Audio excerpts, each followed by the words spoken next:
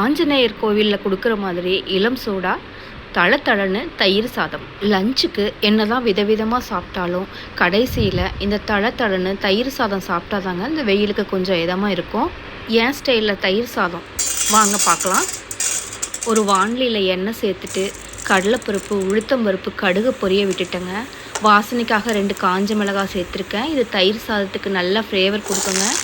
சின்ன சின்னதாக கட் பண்ணி சின்ன வெங்காயம், பச்சை மிளகாய், கருவேப்பிலை, துருவன இஞ்சி இது எல்லாத்தையும் நல்லா வதக்கி வச்சுட்டேங்க. 1 கப் பச்சரிசியை அரை மணி நேரம் ஊற விட்டு 2 கப் தண்ணி சேர்த்து 6 விசில் விட்டு கொலைய வேக வச்சு எடுத்துட்டேங்க. அதையும் நல்லா மசிச்சு எடுத்துட்டேன். அடுத்தது அரை கப் சூடான பால் சேர்த்துருக்கேன். 1.5 கப் தயிர் சேர்த்துருக்கேங்க. கூடவே கொஞ்சம் உப்பு சேர்த்துருக்கேன். அடுத்து தாராளமாக பெருங்காயம் சேர்த்துருக்கேங்க. இந்த தயிர் சாதத்துக்கு மெயின் ஹீரோவே இந்த பெருங்காயம் தாங்க. தயிர் சாதத்துக்கு நல்ல வாசனை கொடுக்குங்க. அடுத்ததாக தயிர் இன்னொரு கப்பும் சேர்த்துருக்கேங்க. இது எல்லாத்தையும் சேர்த்து நல்லா கலந்து விட்டுட்டேங்க. வெண்ணெய் சாப்பிட்றவங்க 1 ஸ்பூன் வெண்ணெயும் சேர்த்துட்டிங்கன்னா தயிர் சாதம் இன்னும் யம்மியாக இருக்குங்க. ரெடி பண்ண தயிர் சாதத்தை ஒரு பிளேட்டில் சர்வ் பண்ணிவிட்டு உதுத்த மாதுளம்பழத்தை சேர்த்துருக்கேங்க. உங்களுக்கு திராட்சை டேஸ்ட்டு பிடிக்கும்னா திராட்சை கூட சேர்த்துக்கலாங்க.